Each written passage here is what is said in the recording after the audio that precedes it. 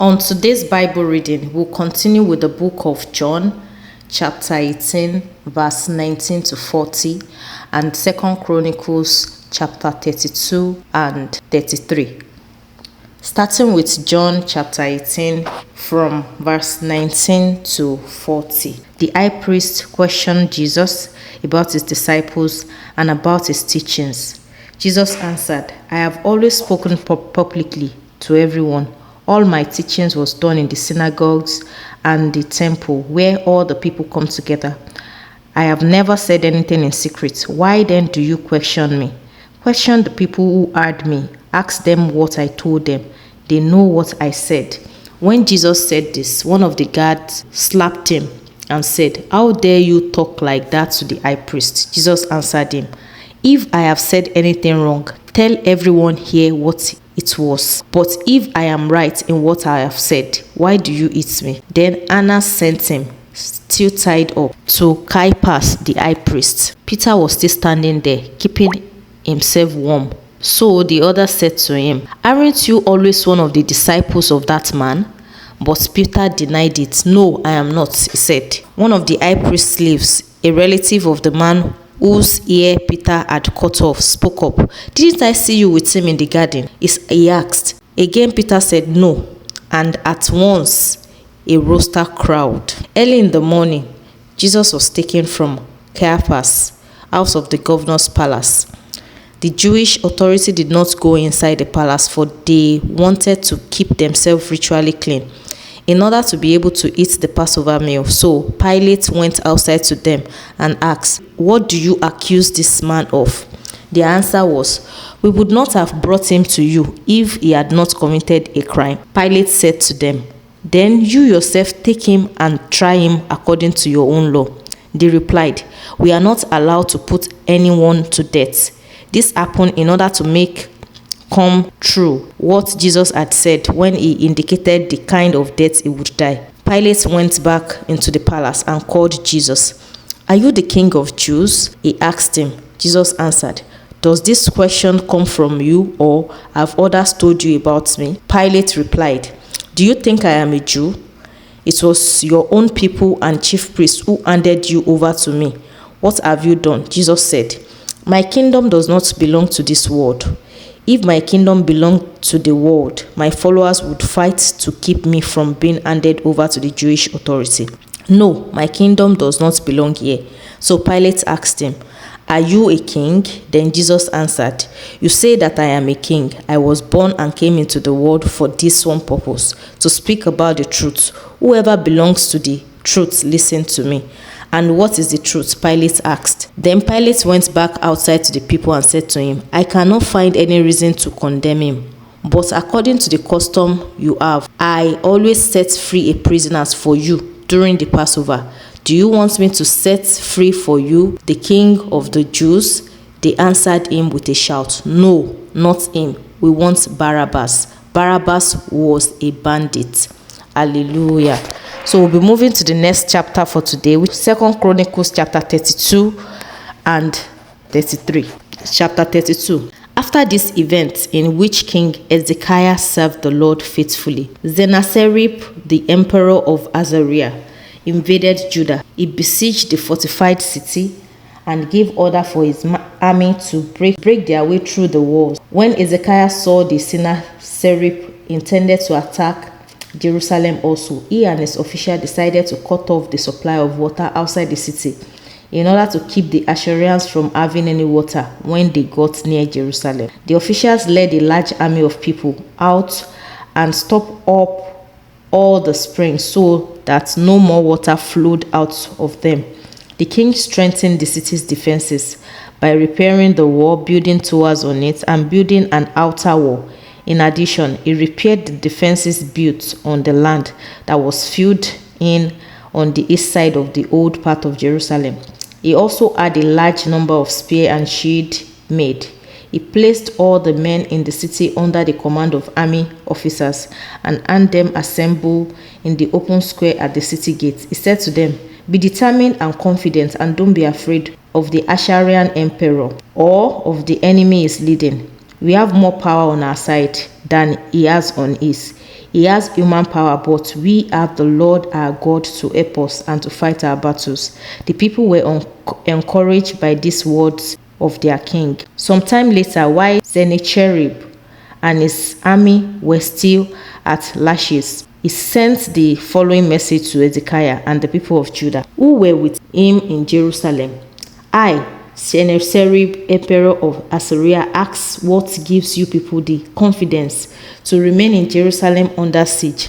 Hezekiah tells you that the Lord your God will save you from our power, but Hezekiah is deceiving you and will let you die of hunger and thirst.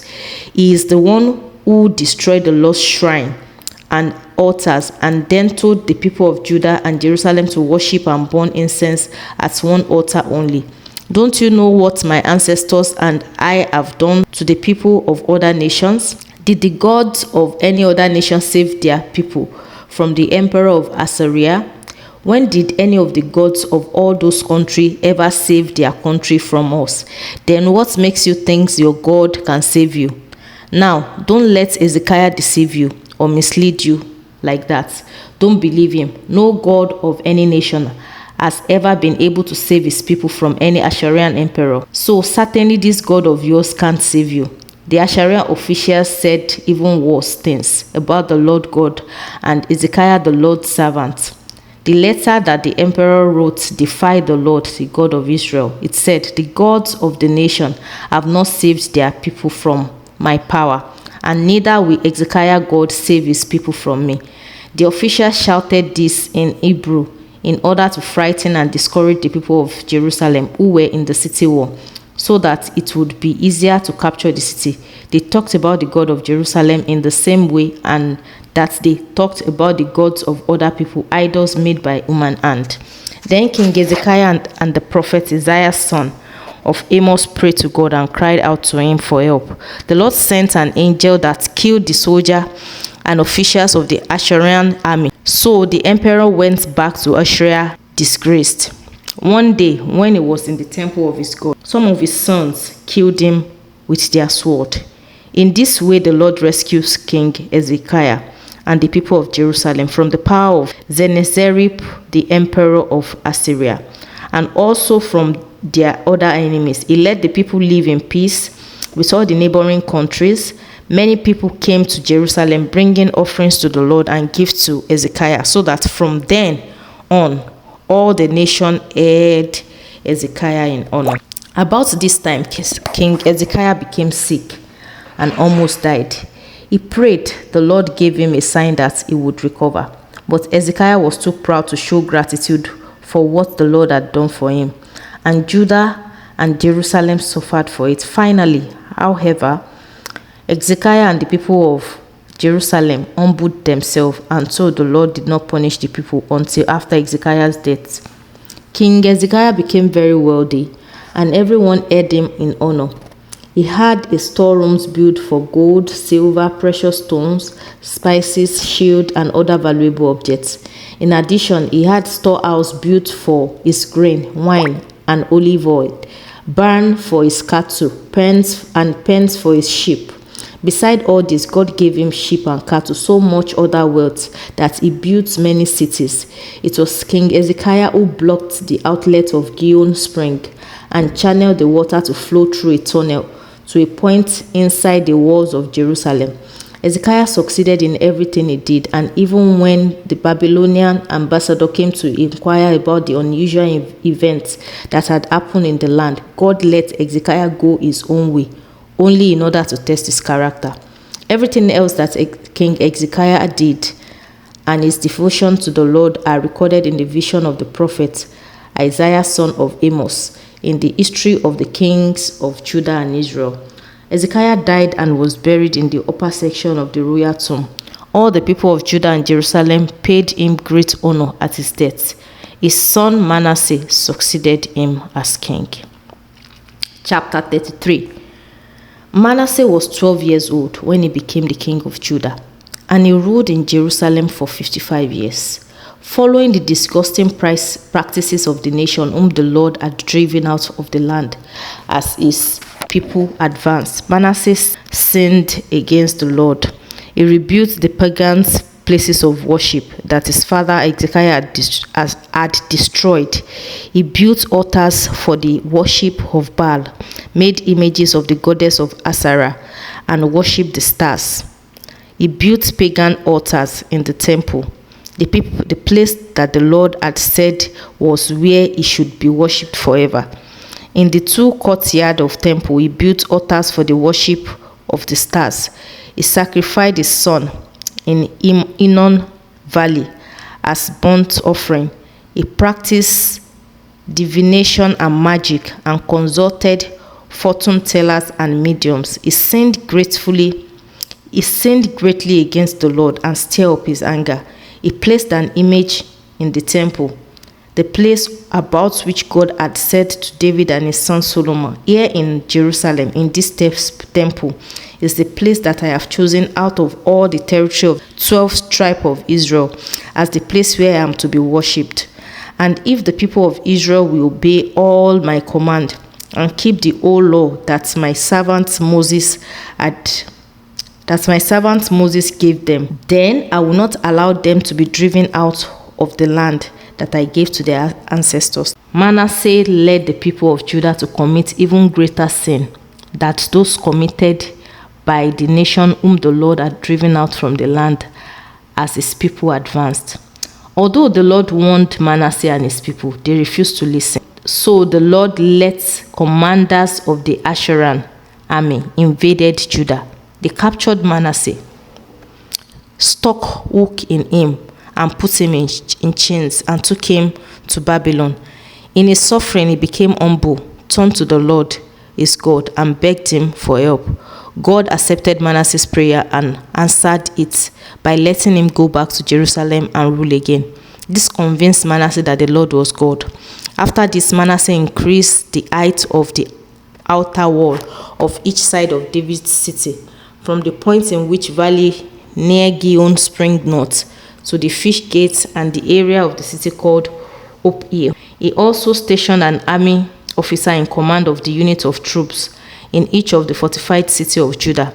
He removed from the temple the foreign gods and the image he had placed there, and the pagans' altar that were on the hills from where the temple stood, and in other places in Jerusalem. He took all these things outside the city and threw them away. He also repaired the altar where the Lord was worshipped, and he sacrificed fellowship offering and thanksgiving offering on it. He commanded all the people of Judah to worship the Lord, the God of Israel. Although the people continued to offer sacrifices at other places of worship, they offered them only to the Lord. Everything else that Manasseh did, the prayer he made to God, and the messages of the prophet who spoke to him in the name of the Lord, the God of Israel, are all recorded in the history of the kings of Israel. The king's prayer and God's answer to it, and an account of the sins he committed before he repented. The evil he did, the pagan places of worship and symbol of goddess Assyria that he made, and the idol that he worshipped are all recorded in the history of the prophet. Manasseh died and was buried at the palace, and his son Amon succeeded him as king. Amon was 22 years old when he became king of Judah, and he ruled in Jerusalem for 2 years. Like his father Manasseh, he sinned against the Lord, and he worshipped the idol that his father had worshipped. But unlike his father, he did not become humble and turn to the Lord. He was even more sinful than his father had been. Amon's official plotted against him and assassinated him in the palace. The people of Judah killed Amon's assassins and made his son Josiah king. Check in caption for the summary of the Bible reading for today. See you tomorrow.